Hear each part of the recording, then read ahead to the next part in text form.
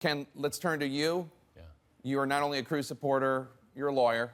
Yeah, you know something about this. Constitutional legal work. So. Now, Cruz originally said this is settled law. It's not settled law. Well, it is likely that... As in like 99.9% likely, right. I mean... But there's never been a U.S. Supreme Court declaration on If that's what this. you define as settled law, that's Okay. true. He was naturally born a U.S. citizen. So if what you care about is the text of the Constitution, this is open and shut. So, I mean, he's in exactly the same position that McCain was. McCain was born on foreign soil as a U.S. citizen. Cruz was born on foreign soil as a U.S. citizen. Well, End of story. McCain was born on a U.S. military base to doesn't matter. two U.S. citizens. Oh, two. Okay, that I'm just saying, both his parents were U.S. That has not mattered during our lifetimes. The U.S. citizen at birth is what matters. He is one. And this is an example of just throwing in the kitchen sink as he closes in on winning Iowa. I mean, that's what it is. Fair enough. Van, McCain initially came out and said, oh, no, this is different than my case. Of course, there's a lot of bad blood between him and Cruz. Yeah, well, I mean, this is the kind of sort of circus that Trump wants to be what do you call it, the distractor-in-chief. He doesn't want to be the commander-in-chief. You want to be the commander-in-chief, you focus on the stuff that's happening to the country, inside the country. He's a distractor-in-chief, and we always go for it. He throws this sort of stuff out there. You know, but part of it is, Cruz was, when the birther thing was going on against Obama, Cruz was a little bit fudgy on that stuff. So in some ways, it's the chickens coming home to roost. Although I have to say, using the Cruz definition, even if President Obama had been born in Kenya, which he was not, he was born in Hawaii, but even if he had been, his mom was a U.S. citizen, Right. and so he would have qualified under this new Cruz definition. Not Right. new, sorry.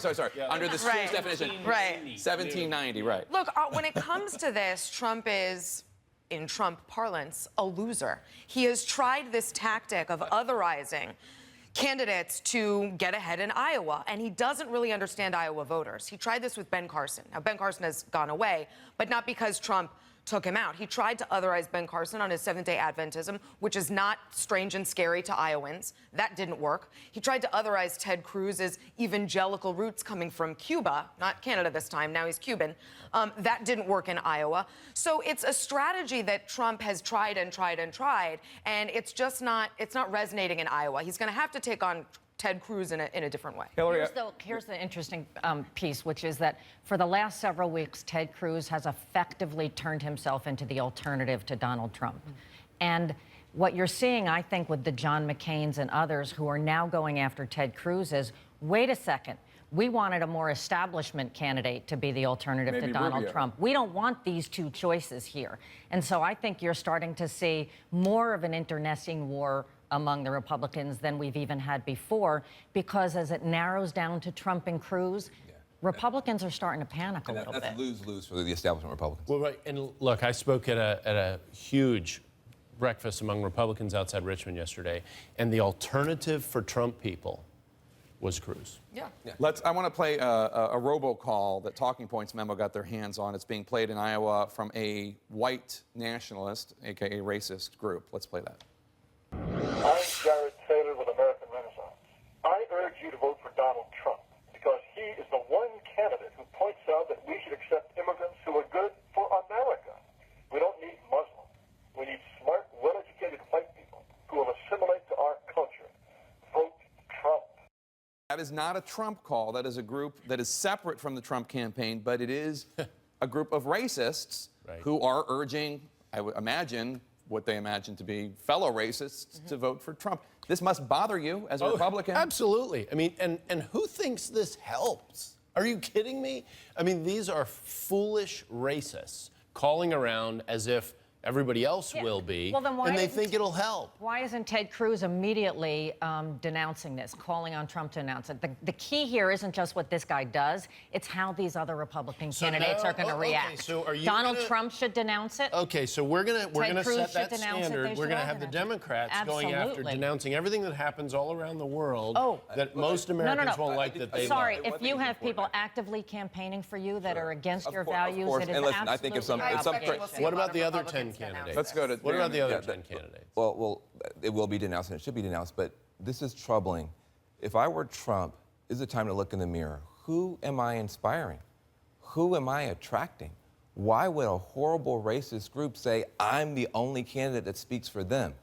This is what is my deep concern is that Donald Trump is beginning to legitimate some of the dark things that have been in our country for a long time, and now starting to let them elevate, let them rise. If I were Trump, I'd look in the mirror. We only have a couple minutes, and I do want to turn to the Democratic race because there is one, and according to a new NBC News poll out today, the race in Iowa is really tightening. Look at that. Clinton 48%, Sanders 45%, and we have seen Hillary, the other Hillary, really start to take on Bernie Sanders in a much more aggressive way, especially on guns. Let's play that clip. When it really mattered, Senator Sanders voted with the gun lobby, and I voted against the gun lobby. She must be worried. Sure. They always said this was going to be a close state in Iowa and close race in this primary. Nobody believed that she really felt that way. I think we're seeing that this is true. Early state voters do not like to be told who their winner is going to be, and I think we're seeing that with independents and Democrats in Iowa. The gun issue, I think, is starting to become sort of a wedge issue in this campaign, kind of the way gay rights was maybe, in prior presidential campaigns. Democratic leaders, are clearly on one side. The American people are mostly with them, but Sanders and Clinton are going to have a point of differentiation here. Sure. She didn't have a progressive issue to go after. But this is very him. smart. Yeah. I That's obviously what she don't has agree with now. Hillary Clinton on guns, but this is very smart. I don't think, especially now when we're all talking about guns, I don't think Democrats and liberal voters are going to understand or appreciate the nuance of Bernie Sanders' gun position and his very Vermont-specific votes that he did to represent constituents who are gun owners.